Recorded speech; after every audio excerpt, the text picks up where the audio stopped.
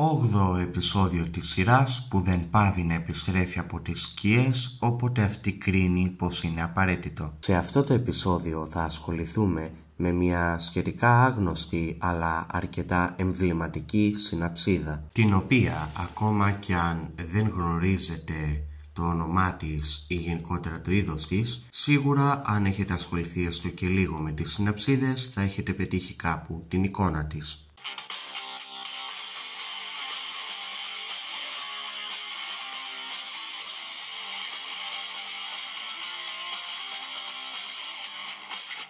Η συναψίδα λοιπόν με την οποία θα ασχοληθούμε σήμερα ονομάζεται πριστερόγναθος. Ξέρω εκ πρώτης όψεως ακούγεται λίγο παράξενο όνομα, αλλά περιμένετε και θα εξηγήσω. Το όνομα πριστερόγναθος είναι μια σύνθετη λέξη, όπου το πρώτο συνθετικό είναι η λέξη πριστήρ, που σημαίνει πριόνι στα αρχαία, ενώ η δεύτερη λέξη, γνάθος, σημαίνει σαγόνι. Επομένως ο πριστερόγναθος είναι αυτός που έχει σαγόνι σαν πριόνι, κάτι τέτοιο.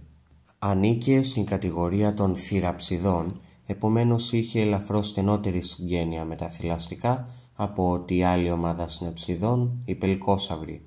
Έζησε κατά την Μέση Πέρμια περίπου 260 έως και 265 εκατομμύρια χρόνια πριν, στην περίοδο της ακμής των συναψιδών, σαν την αντίστοιχη Ιουρασκή για τους δεινόσαυρους, και έζησε στο τμήμα της Πανγαίας που αντιστοιχεί στην σημερινή Νότια Αφρική. Αν και ήταν σαρκοφάγος, δεν θα λέγαμε ότι ήταν ακριβώς ένας δεινός κυνηγός και πιθανώς αν ζούσε ακόμα δεν θα το φοβόμασταν και ιδιαίτερα. Τρεφόταν κυρίως με μικρότερες από αυτόν θηραψίδες και μιλερετίδες που κυνηγούσε.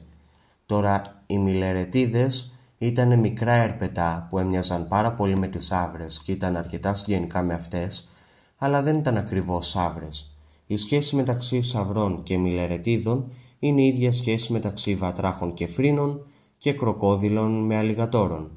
Δηλαδή μοιάζουν πάρα πολύ, δεν τα ξεχωρίζουμε εκ πρώτης όψεως, αλλά στην πραγματικότητα δεν είναι αδέλφια, αλλά ξαδέλφια. Αν και σχετικά μικρός όμως, με συνολικό μήκος σώματος μόλις 1,5 μέτρο, ο πριστερόγναθος είχε αρκετά μεγάλους και κοφτερούς κοινόδοντες που τον βοηθούσαν στο κυνήγι. Εκτός αυτού είχε ένα αρκετά μακρόστενο κρανίο. Ένα πολύ ενδιαφέρον, θα έλεγα, γεγονός για τον πριστερόγναθο είναι ότι μια ολόκληρη ζώνη ενός γεωλογικού σχηματισμού έχει πάρει το όνομά της από εκείνον.